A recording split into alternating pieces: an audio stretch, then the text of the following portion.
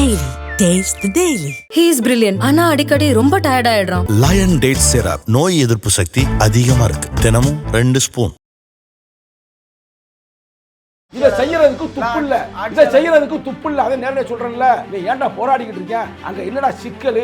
அவன் பூர்வ குடி, அவனை உட்கார வச்சு பேசி முடிக்கணும்ல. அங்க மக்கள் தொகையில அதிகமா இருக்கிறார்கள், ஆனா பார்லிமெண்ட்ல மக்கள் தொகை குறைச்சிருக்கு, அங்க செயல்படுத்த முடியவில்லை. அப்படிங்கிறது எதுக்கு அரசாங்கம்? பார்லிமெண்ட்ல அந்த 9 சமூகமும் நிறைய வருமானம் வருது. அந்த வருமானத்தை ஆட்டை போடுறதுக்காக மற்ற சமூகத்தை சேர்க்கல. என்னங்க பண்பாடு? என்ன பண்பாடு? பண்பாடுனா மனிதனுடைய மாண்புகளை பாதுகாக்க வேண்டும். நான் கேட்டு முடிக்கிறேன், கேளுங்க. நல்லா தேவேந்திர குல வேளாளர் நாங்கள் போராடாம இருக்கிறோமா, இல்ல பேசாம இருக்கிறோமா, கேட்காம இருக்கிறோமா? 2 வருஷம் ஆச்சு. சங்கத்தமிழ் விடுதலை சிறுத்தை கட்சியுடைய இளைஞரணி செயலாளர் கூட்டணி இருந்தாலும் கூட நேரடியாக கேட்கிறேன், அதற்கான வெள்ளை அறிக்கையை கொடுங்க. அமைச்சர் எந்திரிக்கணும், எந்த புரோட்டோகாலும் இல்லை. இப்பயும் நீங்க கலெக்டர் தான் பேசுறீங்க, தவிர உதயநிதி ஸ்டாலின் அங்க இருக்க அமைச்சர் பத்தி நான் எதுக்கு பேசணும்? அப்படி இல்லையாமுங்க, எடுத்து காமிப்பேன். எனக்கு நான் சொல்ல முடியும். ஒவ்வொரு புள்ளியாக தகவல் ஆளுங்கட்சியிலேருந்து வந்த தகவல்.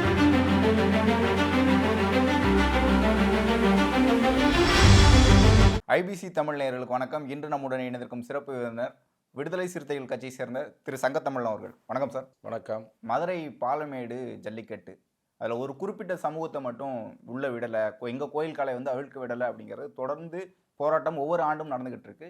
இந்த ஆண்டும் அவிழ்க்க விடலை அப்படிங்கிற பெரிய சர்ச்சை போயிருக்கு. என்ன காரணத்தினால அந்த பகுதியில் தொடர்ந்து ஒரே ஒரு சமூகம் மட்டும் புறக்கணிக்கப்படுது சார்? தலைமுறையாக புறக்கணிக்கப்படுகிறது. சும்மா நின்று நேற்று அல்ல. ஒரு கவிஞன் சொல்லுவேன், அதாவது சமூகமே சாதி என்றால் வீசும் காற்றில் விஷம் பரவட்டும்னு. அது மாதிரி இருக்குது பிரதர். இப்போ நீங்கள் சொன்ன மாதிரி அந்த இதை பற்றி கேட்குறேன் நினைக்கிறேன், பாலமேடை பற்றி கேட்குறீங்க. பாலமேட்டில் என்ன அப்படின்னா மொத்தம் 22க்கு மேற்பட்ட சமூகங்கள் அங்கே இருக்குது அந்த பகுதியில். அதில் அவங்க குறிப்பாக 9 சமூகங்களை மட்டுமே அவங்க மட்டும் அந்த மாட்டை கொண்டு அதில் சிறப்பு வாங்கிக்கிறலாம். அதாவது மஞ்சள் ஆரம்பிப்பதற்கு முன்னாடியே அந்த சமூகத்துடைய சாதி பேரை சொல்லியே அங்கே அவுத்து விடுவாங்க, சிறப்பு செய்வார்கள். அது பிடிக்கக்கூடாது, சிறப்பு செய்வார்கள். அதை எங்கள் கட்சி தோழர்கள் எங்களுக்கும் உரிமை வேண்டும், நாங்கள் இங்கே பூர்வ குடி அப்படின்னு அவங்க கேட்டிருக்கிறாங்க. அவங்க கொடுக்கல. அவங்க உடனே கோர்ட்டுக்கு போயிட்டுருக்காங்க. நான் சொல்கிறதெல்லாம் 2023. அதுக்கு முன்னாடி வரைக்கும் சாதிப்பேரை சொல்லி தான் அவுத்து விடுவாங்க. எனக்கு ரெக்கார்டு நான் படத்தை போட்டோம்னா காட்டுறேன். அப்போ கோர்ட்டு என்ன சொல்லிருச்சுன்னா, சாதிப்பேரெல்லாம் கூப்பிட்டுலாம் சொல்லக்கூடாது. அதே மாதிரி அந்த மற்ற சமூகங்கள், அந்த குறிப்பிட்ட சமூகம் மட்டுமல்ல, மற்ற எந்தெந்த சமூகமே 22 சமூகத்தில் விருப்பப்படுறாங்களோ அவங்களுக்கு ஏற்பாடு செய்யுங்க அப்படின்னு கலெக்டர் அம்மாவுக்கு கொடுத்துருது கோர்ட்டு. கலெக்டர் அம்மா வாங்கி அப்படியே அந்த அந்த சீட்டு கீழே போட்டு அதை போட்டு உட்காந்துருச்சு. அதான் இங்கே இருக்கிற இப்போ மேட்ரு. அந்த அம்மா என்ன பண்ணியிருக்குன்னு கோர்ட்டு ஆர்டர் கொடுத்துருச்சு. இந்த மக்கள் தொடர்ந்து போராடி கொண்டு இருக்கிறார்கள். அப்போ அவங்களை கூப்பிட்டு வச்சு பேசி ஒரு காம்ப்ரமைஸ் பண்ணி, சரி இவங்களுக்கு நீங்கள் அனுமதி கொடுங்க, இவங்களும் தமிழ்நாட்டில் தான் வாழ்கிறாங்க, மதுரையில் தான் வாழ்கிறாங்க, பாலமேட்டில் தான் வாழ்கிறாங்க, இவங்க ஒன்றும் பாகிஸ்தான் இல்லை, இவங்க ஒன்றும் குஜராத்தி இல்லை, இவங்க ஒன்றும் அமெரிக்காக்காரன் இல்லை, கொடுங்கப்பான்னு வாங்கி கொடுத்துருக்கலாம். ஒருவேளை இந்தம்மா சங்கீதான்ற பேர், ஆனால் தம்பிமார்களை அன்பா சங்கின்னு அழைப்பாங்க. ஒருவேளை அந்த புத்தியாக என்னான்னு தெரியலை. அதனால் அந்த அம்மா அதை முயற்சியே பண்ணலை. முயற்சி பண்ணாமல் இருக்கவுமே போன வருஷமும் கொடுக்கல, இந்த வருஷம் திருப்பி கோர்ட்டு போயிருக்கிறாங்க. கோர்ட்டு திருப்பியும் கொடுத்துருக்கு, இதை பார்த்து அதை செஞ்சு விடுமா அப்படின்னு சொல்லி. இது போய் செய்யாமல் இருக்கும். இப்போ என்ன சிக்கலாகி போச்சுன்னா, இவங்க பூரா கருப்பு கொடி கட்டிட்டாங்க. எனக்கு ஒரு பொங்கல்ன்றது ஒரு தமிழுடைய வரலாறு, தமிழுடைய ஒரு பண்டிகையில் ஒரு சிறப்பு செய்யணும்ல. இவங்க பூரா இங்கே இதை கட்டி பெரிய பிரச்சனையை வளர்த்து விட்டு அவங்க பூரா போலீஸ் ஃபோர்ஸஸ்லாம் கொண்டாந்து உள்ளே அடித்து விரட்டிடும்டா அப்படின்ற மாதிரி உட்காந்துட்டாங்க. அப்போ நடத்தி விட்டாங்கன்னு வச்சுங்களேன் நிகழ்வு. ஆனால் நிச்சயமாக பாலமேட்டில் வருகின்ற, இப்போ நடந்து முடிந்தது வருகின்ற ஆண்டுகளில் நிச்சயமாக அவருக்கான அங்கீகாரம் வழங்குவதற்கான வேலைகளை நாங்களும் செய்வோம். உறுதியாக அரசாங்கம் இதற்கு உறுதுணையாக இருக்கும், மக்கள் உறுதுணையாகவும் இருப்பார்கள் என்று நீங்கள் ஆட்சியாளரை குறிப்பிட்றீங்க. அதே மாதிரி அங்கே இருக்கக்கூடிய நிர்வாகிகளாக இருக்கட்டும், காவல்துறையினராக இருக்கட்டும், அவங்க இந்த மாதிரி அனுமதி கொடுக்க மாட்டாங்கன்னு சொல்கிறீங்க.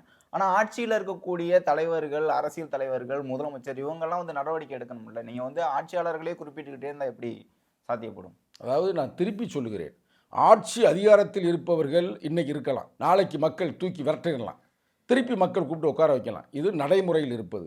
ஆனால் அரசு அதிகாரத்தில் இருப்பாங்க பார்த்தீங்களா, நிர்வாகத்துறையில் இருக்கிறாங்க பார்த்தீங்களா, அவங்க பெர்மனண்டாக இருப்பாங்க. ஆள் வேணும்னா மாறலாம், அந்த அதிகாரம் ஒன்றும் மாறாது.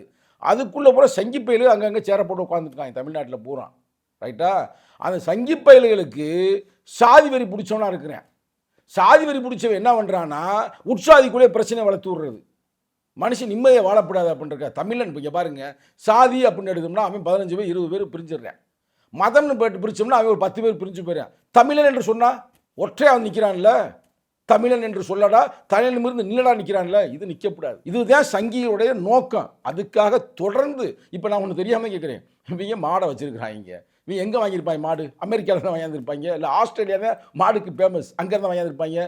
எல்லாம் அந்த மதுரை சந்தையில் அந்த பகுதி தான் மாட்டை வாங்கியிருப்பாங்க. கரெக்டாக?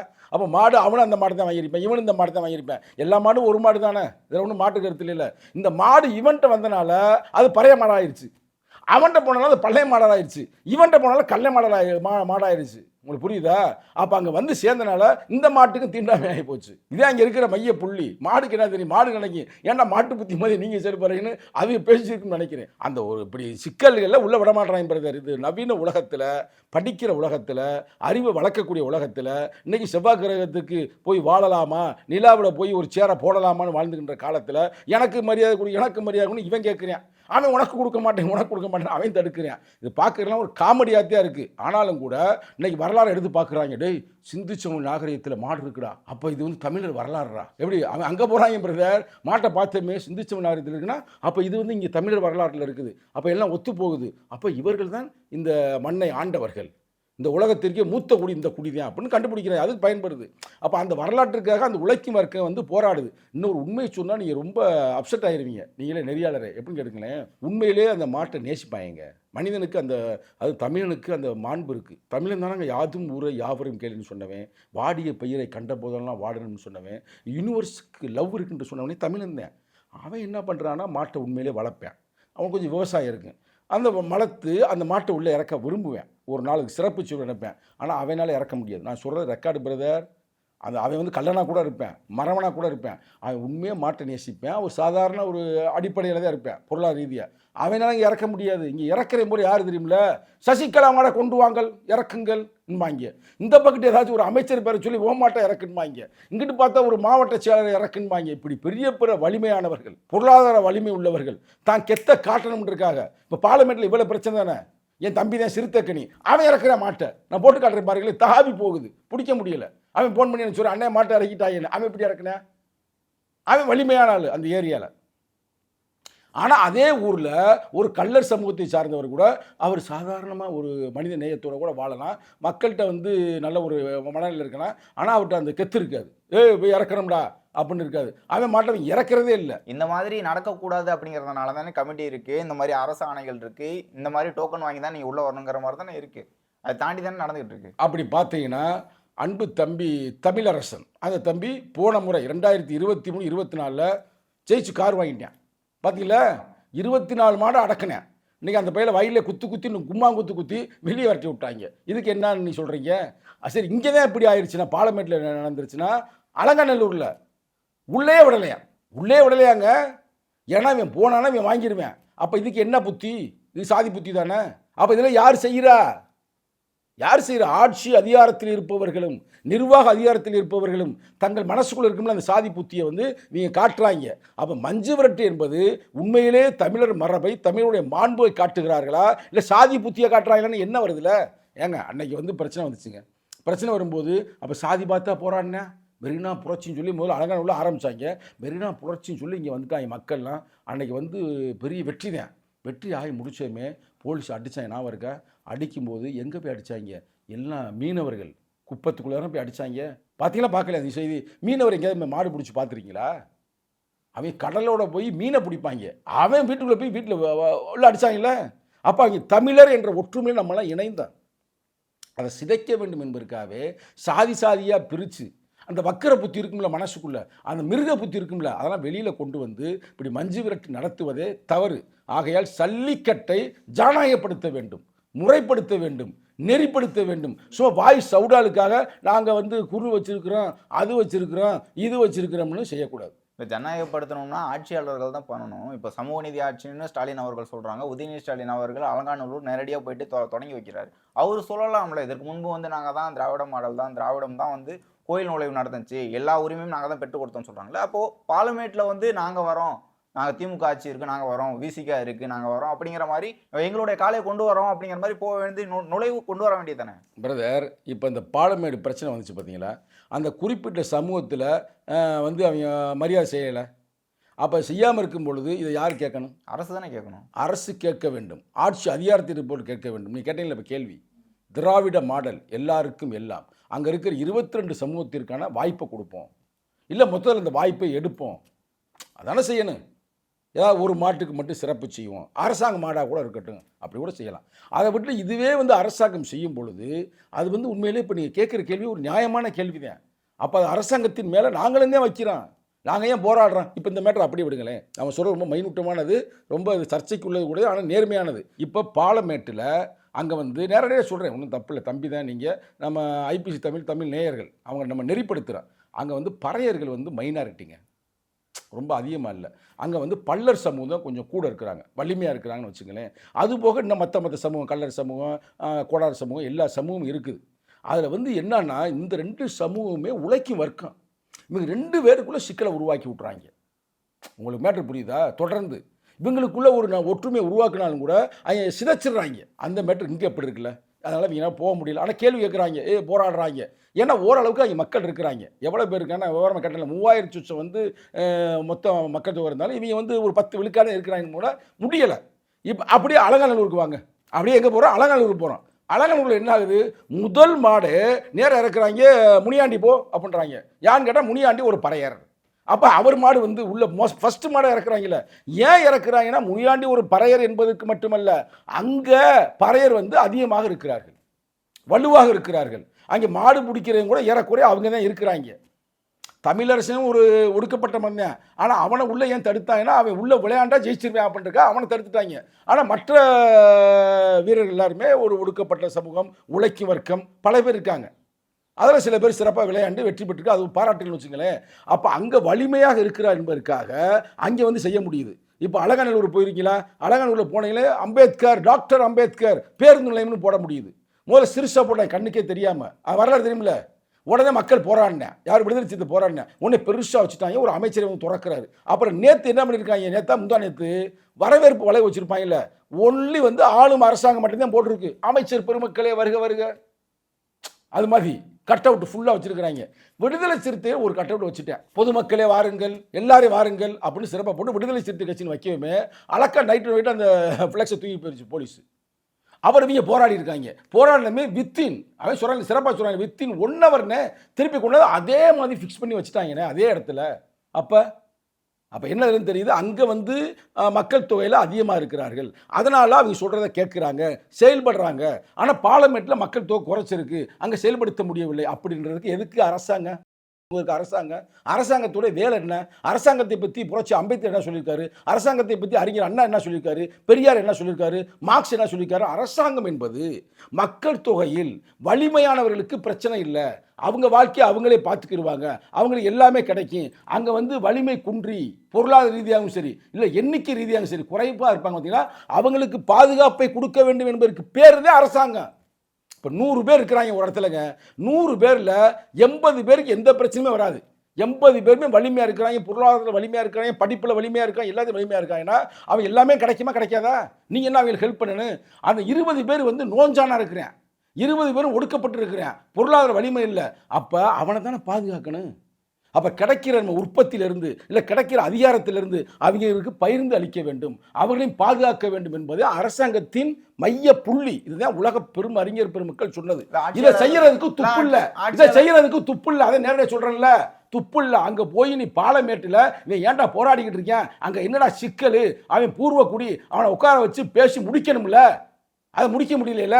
நாளைக்கு இது வந்து ஒரு கொலை அது மாதிரி ஒரு இது மாதிரி ஆகி போச்சுன்னா இந்த சமூகத்துக்கு கேடு தானே. கஷ்டப்பட்டு போராடி இன்னைக்கு நம்ம மஞ்சள் வாங்கியிருக்கிறோம். இப்போ இவங்க வந்து அது இதுவே பெருசாக ஒரு கலவரம் ஆயிடுச்சுன்னா திமுக அரசு பயப்படுது, அங்கே வந்து வாக்கு வந்து கிடைக்காது அப்படிங்கிற பயப்படுவாங்களா? அது செய்யக்கூடாதுன்றது தாங்க அரசாங்கம். எல்லாருமே சாதி வரி பிடிச்சவனா இருக்கிறேன். இப்போ பாருங்க, நான் நேர்மையாக பேசுவோம். இப்போ நீங்கள் வந்து ஒரு ஊருக்கு போனீங்கனாலும் கூட அங்கே கிராமம் இருக்குது, சேரி இருக்குது. ஆனால் அந்த சேரி மக்களுக்கு எதிர்ப்பாக அந்த கிராமத்தில் இருக்கிற எல்லாருமே இருக்கிறது இல்லை. அங்கே இருக்கிற 2 நாய் தான் இருக்கும், சாதி வரி பிடிச்சி அது பாட்டு சங்கித்தனமாக பேசி தெரியும். ஆனால் மிச்சம் 98 விழுக்காடு நீங்கள் மக்களை போனீங்கன்னா அவன் சகோதரத்துவத்தை தான் விரும்புவேன். நான் சொல்கிற உண்மையாக போய் நீ ப்ராக்டிக்கலாக பார்க்கலாம். எல்லாரும் சாதி வரி பிடிச்சோன்னு சொல்ல முடியாது, உண்மைதானே? அப்போ அவங்களுக்கு நீங்கள் செஞ்சா இவங்க தப்பாக எடுப்பாங்க, அவங்க தக்கா எடுப்பாங்க, அப்போ வேங்க வேலை கண்டுபிடிக்க வேண்டாம், மேல் பாதிக்குள்ள உள்ளே கூட்டி போக வேண்டாம் அப்படின்னு நினைக்கிறதே அது எத்திக்ஸ் இருக்குது பார்த்தீங்களா, அறம். அந்த அறச்சீற்றம் இல்லாத ஒரு அரசாங்கமாக ஏன் செயல்படுகிறது அப்படின்றது மக்களுடைய கருத்தாக அமையுதுல, அது தப்பு இல்லை. விசிகாவும் பெரிய அளவில் இது போராட்டமாக கொண்டு போகல அப்படிங்கிற மாதிரி சொல்கிறாங்க. திருமாவளவன் அவர்கள் எந்த ஒரு கண்டன அறிக்கையும் தெரிவிக்கல. விசிகா சார்பாக தமிழ்நாடு முழுக்க இது போராட்டமாக அறிவிச்சிருக்க வேண்டியதானே? ஆண்டு காலமாக பொங்கல் வரும்போது தான் பேசுறீங்க, அதன் பிறகு பேசுறது இல்லை அப்படின்னு விசிகா மீதே குற்றச்சாட்டு வைக்கிறாங்க. விடுதலை சிறுத்தைகள் தெளிவாக சொல்லுகிறது, நீ மாட்டை பிடிக்கிற, ஆட்டை பிடிக்கிற, கோழியை பிடிக்கின்றது வேலை இல்லை, படி, தமிழ் மண்ணை பிடி. இதுதான் எங்கள் கோட்பாடு, எங்கள் கொள்கை. அதுதான் படிப்பா, போய் மாடு பிடிச்சிக்கிறீங்க, மாடு பிடிக்கிறவங்க யாரும் பாருங்க. ஆனால் ஒரு மகிழ்ச்சி, ஓரளவுக்கு அவங்க இளைஞர்கள் அந்த இதில் இருக்குது, விளையாட்டு இருக்கிறனால அவங்க தப்பாக டாஸ்மார்க் போய்ட்டு போயிட மாட்டாங்க, வேறு தவறான வழியில் போயிட மாட்டாங்க, அது சிறப்பு.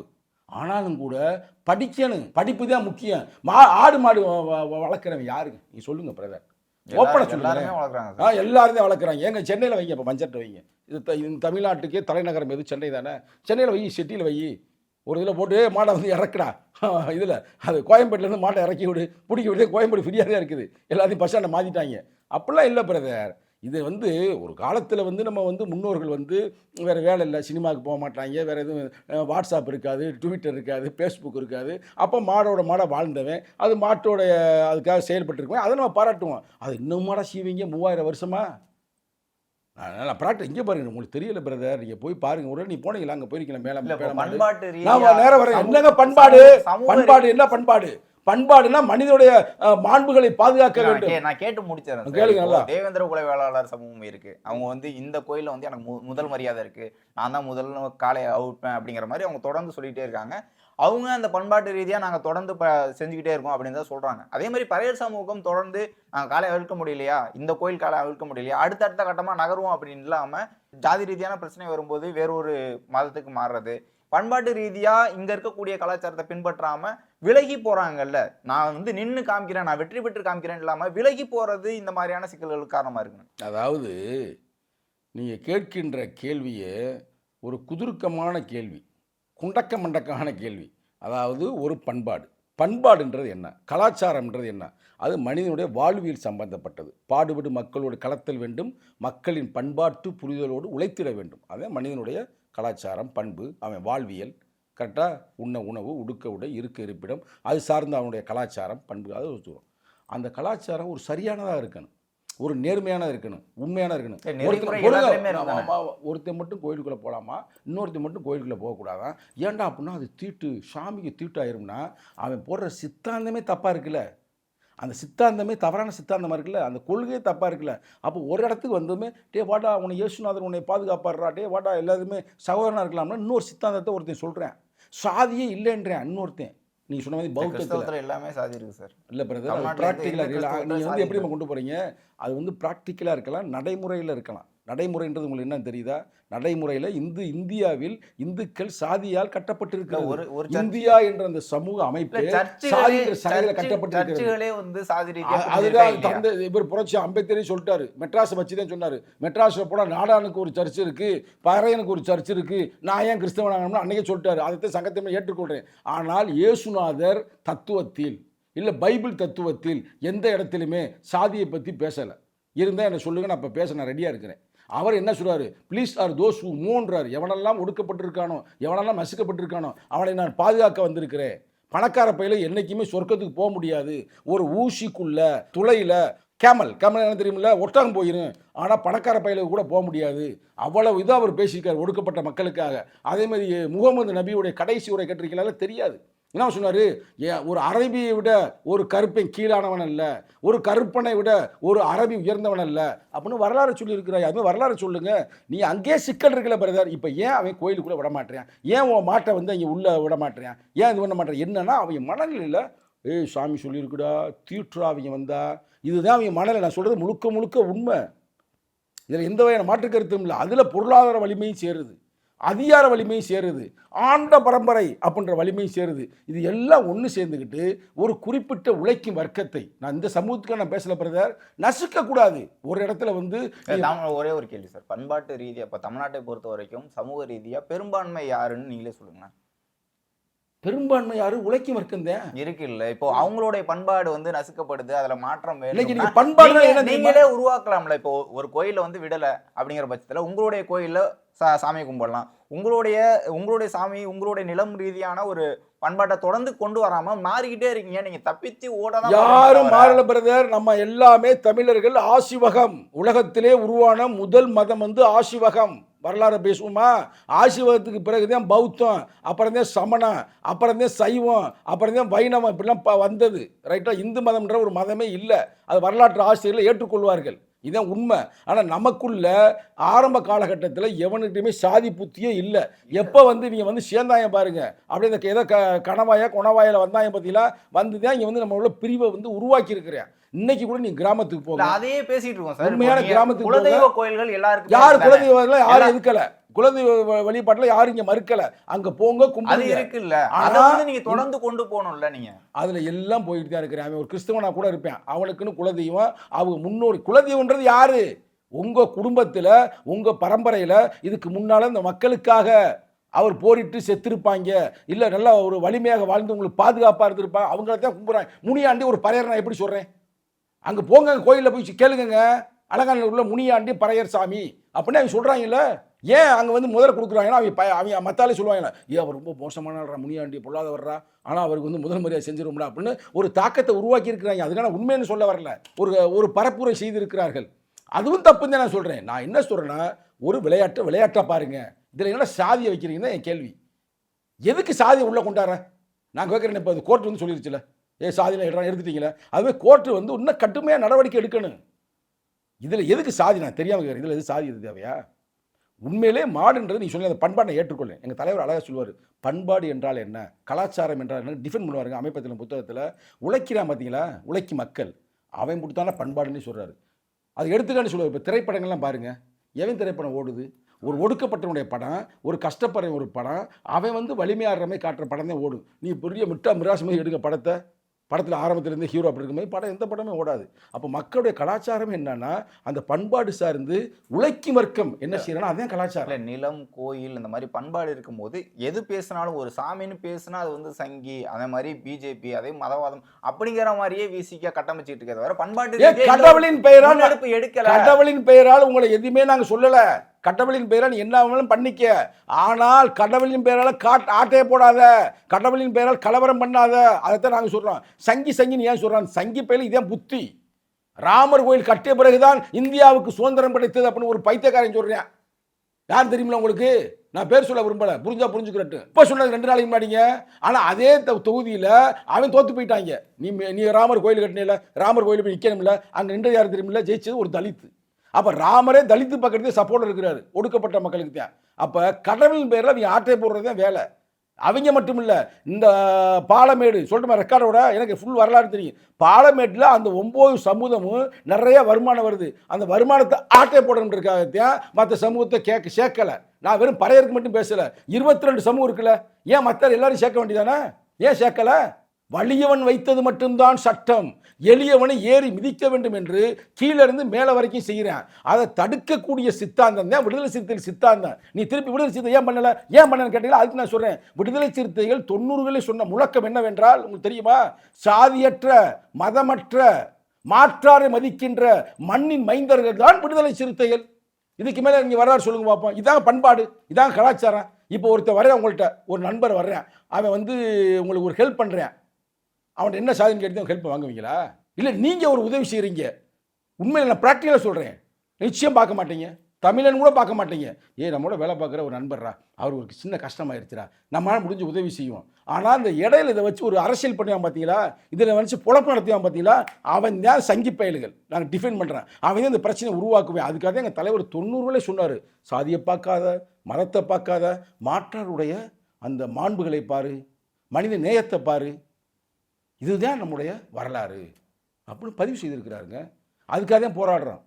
நாங்கள் வந்து உண்மையை வந்து வெறும் பறையரு ஆனால் போய் நம்ம போராடுறோம் அப்படிலாம் இல்லை. அங்கே ஒரு ஒடுக்கப்பட்ட சமூகம் பார்லிமெண்ட்டில் இருக்கிறாங்க, கேட்கல. ஆனால் கேள்வி கேட்டேன். கோர்ட்டுக்கு போனது யாரு? நீ கேட்கல. கோர்ட்டுக்கு போனது யார்? விடுதலை சிறுத்தைகள். ஆர்டர் வாங்கினது விடுதலை சிறுத்தைகள். அன்றைக்கி வந்து கருப்பு கொடி காட்டினது யார்? விடுதலை சிறுத்தைகள். இல்லை, இப்போ நாம் தமிழர் கட்சி வந்து கட்சி ரீதியாக அரசியல் ரீதியாக எல்லாத்தையும் முன்னெடுத்தாலும் வீரத்தமிழர் முன்னணி அப்படின்ட்டு பண்பாட்டு ரீதியாக சமயம் ரீதியாக ஒரு முன்னெடுப்பு எடுக்கணும், அப்போ தான் தமிழர்களோட சமயம் காக்கப்படும், அந்த வரலாறு பண்பாடு இருக்கணும்னு எதிர்பார்க்குறாங்க. ஆனால் விசிகா வந்து சாதியும் இல்லை, மதம் இல்லை, கடவுள் இல்லை அப்படிங்கிற மாதிரி கொண்டு போகிறாங்க. அதனால் வந்து இந்த சமூகம் வந்து இந்த மாதிரியான உரிமைகளை வந்து மறுக்கப்படுது அப்படிங்கிற மாதிரி சொல்கிறாங்களே. நாங்கள் வந்து தீக்கா மாதிரி எந்த இடத்துலையும் கடவுள் இல்லைன்னா நாங்கள் மறுக்கிறோம், சரிங்களா?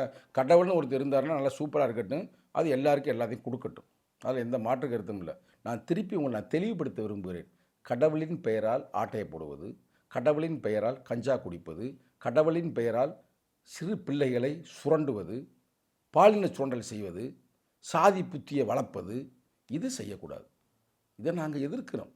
அது எந்த மதமாக இருந்தாலும் பிரச்சனை இல்லை, அதில் எந்த மாற்று கருத்தும் நாங்கள் எதிர்ப்போம். அதில் முன்னணியில் இருக்கிறது சங்கி, அதனால் நாங்கள் எதிர்க்க வர்றோம். இன்னொன்று, தமிழர்களுக்கு நீங்கள் நினைக்கிற மாதிரி ஆசிவகம் என்பது கூட மதம்லாம் இல்லை. பிரதர் நல்லா கேட்டுங்க. ஆசிவகம் என்பது ஒரு வாழக்கூடிய ஒரு இதுக்கான ஒரு வாழ்வியல் நடைமுறை தான். வாழ்வியல் எப்படி வாழ்கிறது என்னன்றது. எப்போ வந்து நம்ம ஆரியர்கள் உள்ளே புகுந்தாங்களோ அவங்க தான் வர்ணங்களாக பிரித்தான். டேய், நீ வந்து அரசு ஆள்றியாடா, அப்போ நீ தாண்டா சத்திரியன்டா. அரசு ஆள்றவனுக்கு ஒரு அட்வைஸ் பண்ணுறியா பயங்கரமா, அப்போ நீ பிராமணன்டா. பிரித்தாங்க.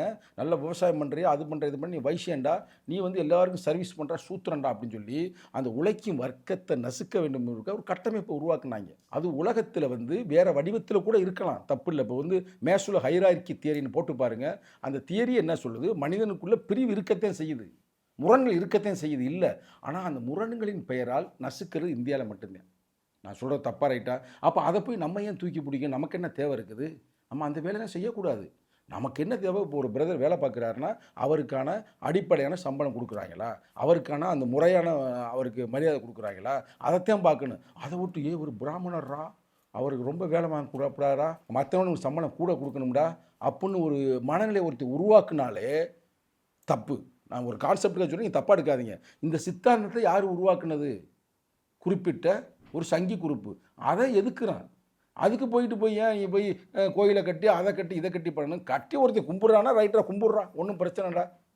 இப்போ அங்கங்கே நான் பார்க்குறோம்லங்க, குலதெய்வம் வந்து எல்லாம் கும்பிட்றாங்களா, அதெல்லாம் நான் ஒன்றும் மறுக்கலைங்க. நாங்கள் சொல்கிறது யார்? பெரு இறை வழிபாடுன்னு சொல்லி ராமரின் பேரில் சிக்கலை வளர்க்குறேன், கிருஷ்ணர்ன்ற பேரில் சிக்கலை வளர்க்குறேன், ஒரு இதை இங்கே மாஸ்கை உடைக்கிறேன். அவரும் இறைவனு ஒருத்தர் இருந்தால் எல்லாரும் பொதுவாக தான் இருப்பேன். பேர் அவருக்கு அல்லான்னு வச்சுருப்போம், நம்ம ராமர்னு வச்சுருக்கிறோம், அவருக்கு வந்து இயேசுன்னு வச்சுருக்காரு. ஒரு மாஸ்கே உடச்சி குப்பையாக்கி விட்டு அங்கே போய் புதுசாக கோயில் கட்டினா உண்மையால் ஆண்டவன் ஏற்றுக்குருவான். நம்ம பேசுவோம், இங்கே விடுங்க, நம்ம ரெண்டும் பேசுவோம். ஆண்டவன் ஒருத்தர் இருக்கிறாருங்க, நான் இல்லைன்னு சொல்லலைங்க. ஒருத்தர் இருக்கிறார், ஒரு சுப்ரீம் பவர். அவர் வந்து காரி துப்ப மாட்டாரா? ஏன்னா பைத்தியக்காரப்படி நான் முதல்ல நல்லா தானே ஜாலியாக தானே இருந்தேன், அதை ஏன்டா உடைச்சா? ஏன் நான் கலவரம் பண்ணேன்? எத்தனை பேர் செத்தேன்? அதை ஏற்றுக்குவாரான்னு கேட்குறேன் பிரதர். அப்போ இது மாதிரி தான் நீ ஏன் செய்கிற? அதை செய்யக்கூடாது அப்படின்றத எங்களோட சித்தாந்தம், எங்கள் கோட்பாடு. நாங்கள் கடவுளுக்கு எதிர்த்து சண்டை போடுற என்ன கடவுளுக்கு மாமானா மச்சானா? கடவுளின் பெயரை வந்து எவனும் கலவரம் பண்ணக்கூடாது, அதே எங்கள் மெயின் விஷயம். இப்போ தென் மாவட்டங்களில் மட்டுமே இருக்க வந்து ஜல்லிக்கட்டை வந்து வட மாவட்டங்களையும் நடத்தணும் அப்படின்னு கோரிக்கை வைக்கலாம், அந்த மாதிரி ஒரு முன்னெடுப்பு எடுக்கலாம்ல? அதாவது பிரதர் நல்லா கேட்டுங்க, திருப்பி நீங்கள் மதத்தோடையும் தமிழருடைய மாண்போடையும் கலாச்சாரத்தோடையும் மிக்ஸ் பண்ணுறீங்க. தமிழர்கள் வந்து இயற்கையை வழிபட்டவர்கள். அதான் சார் எல்லாரும் நான் முக்கியமான கதை சொல்லணும், டிஸ்டர்ப் பண்ணாங்க. இயற்கையை வழிபட்டவர்கள். விசிகா என்ன எடுக்க போகுதுன்னு கேட்குறேன். விசிக்காதே தமிழர்கள் விசிக்காது, அப்புறம் வருவோம். கொண்டாடிட்டு போகிறேன். நம்ம எதுக்கு அதுக்கு விழா எடுக்கணும்? புத்தக விழா எடு, நல்ல அறிவை பரப்பு, அது சூப்பரு. என்னங்க எத்தனை கொலை நடந்திருக்கு உங்களுக்கு தெரியுமாங்க? மஞ்சரட்டில் அன்னைக்கெல்லாம் ஒரு பையன் செத்து போயிட்டேன். பாவம், அவன் பாட்டு இருந்திருந்தானா அவன் ஒரு படித்து கிடிச்சு முன்னேறி வந்திருப்பேன்.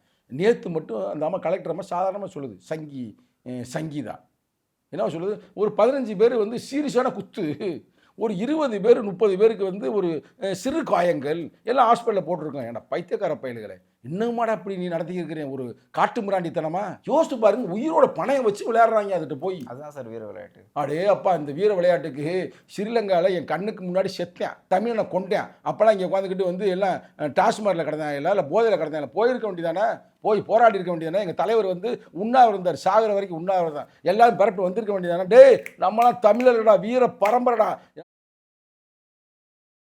வாடா போவோம்டா, நம்மளுடைய அங்க அவர் தொப்புள் கொடிக்கு எதிர்பார்க்கல. பிரச்சனைடா. அங்க அவரே எதிர்பார்க்கல இதன் தமிழ்நாட்டில். பூரா போதையை போட்டுவிட்டு சினிமா தியேட்டருக்கு போகிறது, சினிமால இருந்து முதல்வர் தேடுறதுமே புத்தியா வச்சுக்கிறீங்க. நீங்க சப்போர்ட்டா பேசிக்கிறீங்க. முதல்ல வந்து தமிழர்களை வந்து நீங்க வந்து எவ்வளவு தொன்மையான ஒரு நாகரிகம் உள்ளவர்கள், தொன்மையான பரம்பரை உள்ளவர்கள். இதெல்லாம் வரதானே சார் செய்யும். அப்புறம் ஜல்லிக்கட்டு வேணாங்கிறீங்க. ஜல்லிக்கட்டுக்காக அரசியல மட்டும் பாக்குறீங்க. பண்பாட்டு ரீதியா இருக்கிறத இருக்க விடுங்க. நான் இந்த கருத்துக்கிட்ட நான் உங்கள்கிட்ட உடன்படுறேன், நான் மறுக்கல. தமிழர்களுடைய வரலாற்றில் இன்னும் ஒரு 100 ஆண்டு 200 ஆண்டு ஒரு 1000 ஆண்டுக்கு பிறகு தேடுவாங்க. அப்போ வந்து சல்லிக்கெல்லாம் தேட மாட்டாங்க. எழுதுற சொல்லிட்டு வச்சுங்க, ஃபேஸ்புக்கில் தேடி பார்ப்பாங்க. டக்குன்னு உங்கள் பேரை போட்டாங்க தமிழ் ஐபிசி. இவர் என்ன பேசுகிறார் அந்த காலத்தில், ரைட்டு சூப்பராக பேசியிருக்காரா. அப்போ இதுதான் அன்றைக்கி இருந்த பொசிஷன்னு. இப்போ எப்படி நம்ம ஆளுகள் திருக்குறளை வந்து ஓலைச்சுவடில் தேடினாங்க பார்த்தீங்களா, அது மாதிரி ஃபேஸ்புக்கு ட்விட்டரில் தேடிக்கிற காலம் மாறி போச்சு. இருந்தாலும் நீங்கள் சொன்னதுக்காக நான் அதை வந்து எதிர்த்து பேசலை. அதுக்காக வந்து மஞ்சட்டை வேணாம்னு. அதில் ஒரு முறையாக போங்கப்பா, படித்தவங்க ஒரு நேர்மையாக போங்க. செத்து போனால் தப்பா இல்லையா? இப்போ நவீன் செத்து போயிட்டேன், தண்ணியை போட்டு டாஸ்மால் செத்தவனுக்கு 10 லட்சம் கொடுத்தாங்க. இதுக்கு இந்த அரசாங்கம் 3 லட்சம். விசிகா எந்த கேள்வியும் கேட்கல. 2017 வந்து விஜயபாஸ்கர் அவர்கள் நடத்தின ஜல்லிக்கட்டு அங்கே நடந்த போது 25 லட்சம் கொடுக்கணும்னு திருமாவளவன் அவர்கள் சொல்லியிருந்தாங்க. ஆனால் இந்த முறையாக இருக்கட்டும், போன முறையாக இருக்கட்டும், இறந்தவங்களுக்கு வந்து நிதி கொடுக்கலன்னு சொல்லியிருந்தாங்க. இப்போ 3 லட்சம் அறிவிச்சிருக்காங்க. அது குறித்தும் எதுவுமே விசிகாவிலேருந்து எந்த ஒரு குரலுமே வரல. நல்லா பார்க்கணும் என்ன வருது வரலன்னு. நீங்கள் வந்து இப்படி கருத்தில் பேசும்போது நீ எடுத்து பேசுகிறதில்ல. எங்கள் தலைவர் சொல்லுகிறார் இதற்கு 10 லட்சம் கொடுக்க வேண்டும். யார்? அந்த நவீன்ற இளைஞனுக்கு. அவன் வந்து ஒரு இன்னும் இதை விட நான் வெயிட்டான சொல்லியிருக்கான். இதில் வந்து அவங்க இது பண்ணுறாங்க. இதில் சும்மா ஒரு நாளைக்கு வந்து அவங்களுக்கு ஒரு 2 வீலரை கொடுக்குறது, ஒரு சைக்கிளை கொடுக்குறது, ஒரு அதனால் பிரிட்ஜை கொடுக்குறது இல்லாமல் அவங்களுக்கு ஒரு வேலையை கொடு, கவர்மெண்ட் வேலையை கொடு. வேலையை கொடுப்பா. நீ நல்லா பிளேயராக விளையாடுறான்ல, நல்லா படிச்சிருக்கானா, டக்குனு ஒரு வேலையை கொடு. தமிழ் மாண்புகள் பாதுகாக்கப்படும்ல. அதெல்லாம் விடாமல் இது ஒரு நாள் நீங்கள் சொன்ன ஒன்று ஏற்றுக்கிறேன் பிரதர், நான் மறுக்கலை. இது ஒரு நாள் கூத்து மாதிரி. நம்ம சுதந்திரம் அடைஞ்சோம் பார்த்தீங்களா, அன்றைக்கி ஒரு நாள் கூத்து முட்டாய் கொடுப்பாங்க பார்த்துருக்கீங்களா, கொடி ஏற்றுவாங்க, ஜெய் ஹிந்துன்பாங்க. அந்த ஒரு நாளோட முடிஞ்சு போயிருங்க. அப்படி தேசப்பட்டுனா என்னென்னு கேட்பாங்க, நாட்டுப்பட்டுனா என்னென்னு கேட்பாங்க. தமிழ் பற்று இன்றைக்கி வந்து தமிழுடைய மொழி வாரி மாநிலங்கள் பிரிக்கப்பட்ட நாளை கொண்டாடுவோம். அப்புறம் தமிழ் மொழினா என்னடான்னு கேட்போம். நடராசன் தாளமுத்து யாரான்னு கேட்பாங்க. கரும்புலி முத்துக்குமார் யாரான்னு கேட்பாங்க. உங்களுக்கே தெரியுமா கரும்புலி முத்துக்குமார் யாருன்னு? உங்களுக்கு தெரியும், பார்க்குறவங்க நிறைய பேர் தெரியாது. அப்போ அவங்கள அரசியல்படுத்தணும் பிரதர், முறைப்படுத்தணும், நெறிப்படுத்தணும். அதை விட்டுவிட்டு சும்மா பழைய காலத்தில் நாங்கள் ஆண்ட பரம்பரை தெரியுமில்ல, நாங்கள் பேண்ட பரம்பரை தெரியுமில்ல, நாங்கள் நோண்டின பரம்பரை தெரியுமில்னு அவன் பேசுகிறேன். யாரோ பேசுகிறாங்க. அது தப்பு இல்லை. நிகழ்காலத்தில் நீ என்ன பண்ணுற? கோடிக்கணக்கில் உனக்கு காசு இருக்கான், ஆனால் ஏழைக்கு நீ செய்யலைன்னா அதனால் என்ன பலன்? ஒன்றும் பயன் இல்லை. அதைத்தான் நம்ம தமிழுடைய வரலாறு சொல்லுது. அதை பேசுங்க. அதை விட்டுப்பட்டு நீங்கள் வந்து காட்டு மிராண்டித்தனமாக இது மாதிரி ஒரு சாதியை மட்டுமே மையமாக வைத்து மஞ்சரட்டு நடத்துவதை இதோடு மாற்றிக்கொள்ளுங்கள். வருங்காலத்திலாவது ஒரு மக்களுக்கான மஞ்சரட்டாக மாற்றுங்கள். சார், நேற்றைக்கு அலங்காநல்லூரில் நடந்த இடத்துல வந்து கலெக்டர் அவர்களை அவமதிச்சிட்டாங்க. அவங்கள வந்து இயற்கை விட்டு ஏந்திரிக்க சொல்லிட்டாரு மூர்த்தி அவர்கள் அப்படிங்கிற மாதிரி ஒரு சர்ச்சை போணுச்சு. அங்கே வந்து இந்த மாதிரியான அவமதிப்பு நடந்திருக்கு. இது குறித்து உங்களுடைய கருத்து சொல்லுங்கள். அதாவது நெறியாளர் அவர்களே, அந்த சங்கீதா அம்மா இருக்காங்களே கூட பேசுனா, அந்த அம்மா வந்து எப்படின்னா, நான் அந்த அம்மா 2-3 முறை பார்த்துருக்குறேன். அந்த அம்மாவுக்கு என்னன்னே தெரியல. விடுதலை சிறுத்தைகள் கொடியை பார்த்தாலே ஒன்று கொடி இறக்குங்கன்ற ஆர்டரும் கொடுக்காது. அது ஏன்னு தெரியல, என்னன்னு தெரியல, என்ன அந்த இன்ஸ்ட்ரக்ஷன் யார் கொடுத்தானே தெரியல. அதில் வந்து அந்த அம்மா நமக்கு ரொம்ப அறிமுகம். அந்த அம்மாட்ட நிறைய முறை நம்ம சந்திச்சுன்னு வச்சுங்களேன். இதில் வந்து அந்த அம்மா வந்து ஒரு கலெக்டருங்க, சகாயம் ஐஏஎஸ்லாம் பார்த்துருக்கீங்களா? அதே மதுரை மேலூரில் தான் ஒரு நாள் நைட்டு, நான் அப்போ ஊரில் தான் இருந்தேன். நைட்டு கிரைண்டர் மரத்தை அதெல்லாம் மலையை பூரா வெட்டி வீழ்த்துனாங்க. நல்ல வேளை அந்த மனுஷன் அதில் போராடினால கொஞ்சம் மழையாது இருக்குது. ஏன்னா சுத்தமாக காலி பண்ணியிருப்பாங்க. இதெல்லாம் காலி பண்ணியிருப்பாங்க. இப்போ தான் டங்ஸ்டனுக்கு போராடுறான், அது மட்டும் தொடர்ந்துருச்சுன்னா அப்பயே மலையை பூரா காலி பண்ணியிருப்பான்னு வச்சுக்கலேன். அந்த ஐயா போராடி இன்னைக்கு மக்கள் மனசில் இன்னைக்கு கூட நிற்கிறார். அவர் கலெக்டர், அவர் ஒரு ஐஏஎஸ் அதிகாரி.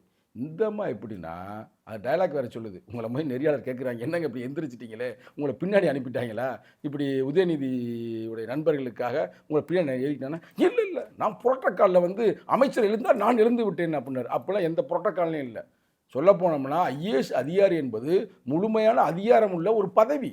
கலெக்டருக்கு வந்து நீங்கள் ஐடியா கொடுக்கணும். யாருக்கு? அதிகாரிகளுக்கு, அமைச்சர் பெருமக்களுக்கு. நீங்கள் போய் உடனே அமைச்சர் எந்திரிச்சா நீங்கள் எந்திரிக்கணும்னா எந்த புரோட்டோக்காலையும் இல்லை. வேணுமா நான் எடுத்து உங்களுக்கு தர்றேன். இல்லை, இப்போயும் நீங்கள் கலெக்டர் தான் பேசுகிறீங்களே தவிர உதயநிதி ஸ்டாலினையும் அங்கே இருக்க அமைச்சர் பற்றியும் எதுவுமே பேச. நான் எதுக்கு பேசணும்? இல்லை, நான் எதுக்குங்க பேசணும்? இல்லை, அவங்களால தான் இந்த நிகழ்வு நடந்துச்சு. அவங்க 1000 சொன்னாலும் உனக்கு எங்கே போச்சு புத்தி? நான் கேட்குறேன், உனக்கு எங்கே போச்சு? நான் தெரியாமல் தான் கேட்குறேன். தெரியாமல் தாங்க கேட்குறேன். அவர் வந்து அமைச்சர், யார்? நமது தமிழகத்தின் துணை அமைச்சர். அவர் துணை அமைச்சர் வந்திருக்கிறாரு. துணை முதல்வரா? துணை முதல்வர் வந்திருக்கும் போது எனக்கு அது என்னன்னு தெரியல. துணை முதல்வர் வந்து ஒரு அரசாங்க நிகழ்ச்சிக்கு வரும்பொழுது அவங்க குடும்பத்திலேருந்து கூட்டி வரலாமா அப்படின்றத எனக்கு தெரியல. அவ்வளவுக்கு நமக்கு அரசியலுடைய தெரியல. அப்படி கூட்டி வரலாமா என்ன உங்கள்கிட்ட கேட்கல. அடுத்த துணை முதலமைச்சருக்காக எதுவும் ரூட்டு போடுறாங்க. அதனால் நமக்கு தேவையில்லாத பிரச்சனை பிரதர். அது அவங்க கட்சி பிரச்சனை, அவங்க ஏதாவது பண்ணிட்டு போகிறாங்க. கரெக்டாக நம்ம கொள்கை ரீதியாக மட்டும் கேட்டீங்கன்னா தான் சொல்லுவேன் நான். இல்லை எனக்கு தெரியல பிரதர், தெரியாத மற்றதான் நீ கேட்டீங்கன்னா வரலாறு கொடுத்தேன்ல. இப்போ அவர் வர்றாரு, துணை முதல்வர் ரைட்டு சூப்பராக வந்து உட்கார்றாரு ரைட்டா. ஆனால் அவர் வரும்போதே அவங்க தம்பியா பையன், நான் கூட தம்பி நினச்சேன், பையன் அவருக்கு அதுவே தெரியாது. நம்ம அவ்வளோ ரொம்ப டீப்பாக போகிறது இல்லை பிரதர். சரின்னா அவங்க பையனை ஸ்டாலின் எப்போ இருந்தா சரி தெரியும் உங்களுக்கு. எனக்கு அவர் ரொம்ப நாளாக தெரியும். அவரை பற்றி எனக்கு பிரச்சனை இல்லை. அவர் நமக்கு நல்ல பழக்கமானவர், அறிமுகமானவருங்க, அதில் ஒரு பிரச்சனையும் இல்லை. அவங்க பையனை கூட்டி வந்திருக்காரு, தம்பி மேலே இருக்கார், பாராட்டணும். இளமையை அவர் மெயின்டைன் பண்ணுறாருன்னு அப்படி வச்சுக்கிறோம். இளைஞரணி செயலாளர் இருக்கிறாரு, நல்லா இளமையாக இருக்காருன்னு வச்சுக்கலாம். அது கொண்டாந்து வைக்கிறாரு ரைட்டு. நீங்கள் உட்காடுறீங்க, உங்கள் பையன் உட்காராரு. பையனுடைய நண்பர்களை உட்கார வைக்கிறதுக்காக அது பின்னாடி ஆளை கூப்பிட்டாங்கன்னு நீங்கள் கேள்வி கேட்கலாம். ஆனால் அப்படி இல்லையா, அவங்க எடுத்து காமிப்பேன் இல்லை, அப்படி இல்லையா. எனக்கு வந்ததை நான் சொல்ல முடியும்.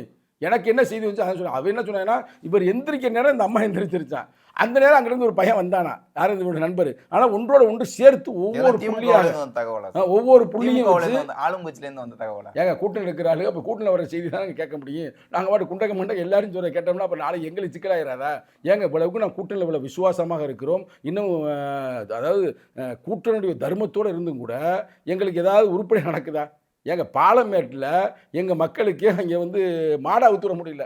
அப்புறம் மற்றது இருக்கட்டும், இந்த பக்கத்து வந்து ஒரு இடத்துல பேண்ட் விட்டாங்க குடிக்கிற தண்ணியில். அது பீத்தண்ணியை குடிக்கிற அளவுக்கு அங்கே செட்டிங் ஆகி அதெல்லாம் கண்டுபிடிக்க முடியாமல் கிடக்குது. இதெல்லாம் வந்து கொடுமையான செய்தி கரெக்டாக. ஆனால் இதே நம்ம முதல்வர் இருக்காரு, ஆரம்ப காலகட்டத்தில் எனக்கு எல்லாம் இருக்குது. பாப்பாப்பட்டி கீரிப்பட்டியில் எலெக்ஷன் நடக்காமல் இருக்கும் பொழுது போராடி வாங்கி கொடுத்தாரு கரெக்டாக. இன்றைக்கி அந்த வேலையை வந்து துணை முதல்வர் செய்யலாம். அந்த காலத்தில் முதல்வர் அவர் இருக்கும் பொழுது இவர் துணை முதல்வர் இருந்தவர் பாப்பாப்பட்டி கீரிப்பட்டிக்கு நான் நடத்துவேன்டா பார்ப்போம்டா அப்போ நடத்தி கொடுத்தாருனால நான் பாராட்டுறேன்.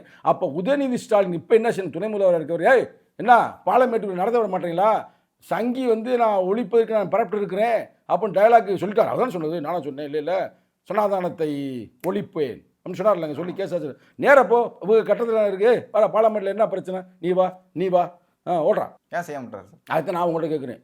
ஏன்ட்ட கேட்டால் சார், நீங்கள் ஆளுங்கட்சி கூட கூட்டணியில் இருக்கீங்க. நீங்கள் தானே கூட்டணி இருந்தோம்னா பிரதர் தேர்தல் அப்போ மட்டும்தான் பிரதர் கூட்டணி. தேர்தல் அப்போ எலெக்ஷன் அப்போ நான் கூட்டணியாக இருப்போம் கரெக்டாக. அப்புறம் தேர்தல் முடிஞ்சு நான் கழட்டி விட்டுருவாங்க. நான் ஓப்பனாக சொல்கிறேன், நான் ஒன்றும் மறைச்சலாம் பேசலே இல்லை.